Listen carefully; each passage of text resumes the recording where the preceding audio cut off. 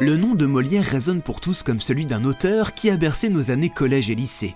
Cet auteur du XVIIe siècle a écrit des comédies de genres variés comme l'Avare, les Fourberies de Scapin, Tartuffe ou bien encore Les Femmes savantes. En 1919, l'écrivain Pierre-Louis jette un pavé dans la mare. Et si Molière n'était pas l'auteur de ces pièces? Et si Corneille avait été la plume de Molière? Au musée Pierre-Corneille de Petit-Couronne, une vitrine a été mise en place et fait état de ce doute. Alors, Molière, supercherie de la littérature française? Certains spécialistes semblent le croire.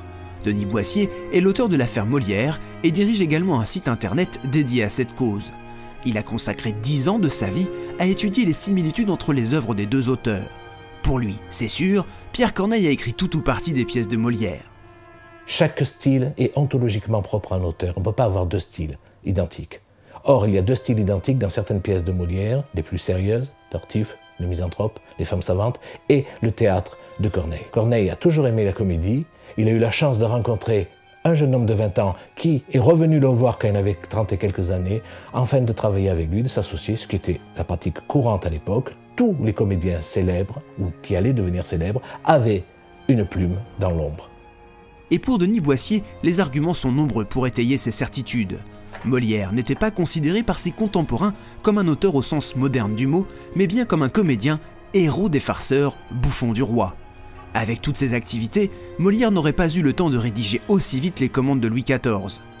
Denis Boissier va même jusqu'à douter que Molière sache écrire. Jean-Baptiste Poquelin n'aurait laissé aucun document écrit de sa main, personne ne l'aurait jamais vu manier la plume. En 2001, une étude statistique française a montré que Molière et Corneille avaient les mêmes tics d'écriture, les mêmes alexandrins et la même pratique de l'autocitation. Et là, récemment, des universitaires de l'université d'État de Saint-Pétersbourg, le professeur Marusenko notamment, viennent démontrer par une autre technique de statistique, celle-ci non pas sur le champ lexical mais sur la syntaxe même, qui est propre à chaque auteur, viennent de démontrer que Corneille est l'auteur des pièces essentielles versifiées de Molière, dont par 2 fois la science corrobore les thèses cornéliennes. Christophe Maury a écrit une biographie de Molière en 2007. Il ne partage pas le point de vue de Denis Boissier, et pour lui, ces études ne sont pas significatives. Quand vous avez ténèbres, vous avez funèbres. Lorsque vous avez amour, vous avez toujours. Bon, ben c'est comme ça. Alors, oui, il y a des choses simples qui reviennent. Oui, il y a de la facilité chez Molière, incontestablement. Et cette facilité vient aussi des réminiscences des textes qu'il a appris. C'est le théâtre qui est le genre littéraire du XVIIe siècle. Toutes les pièces, j'ai envie de dire, d'une certaine façon, se ressemblent. Et en fait, elles ne se ressemblent pas. Pour Christophe Maury, impossible que les comédies de Molière aient été écrites par Corneille, le tragédien. Les deux hommes sont bien trop différents. Je vais grossir le trait.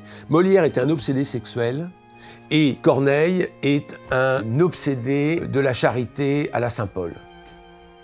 Voilà, vous voyez les deux? Vous mettez les deux dans la même bouche? C'est pas possible.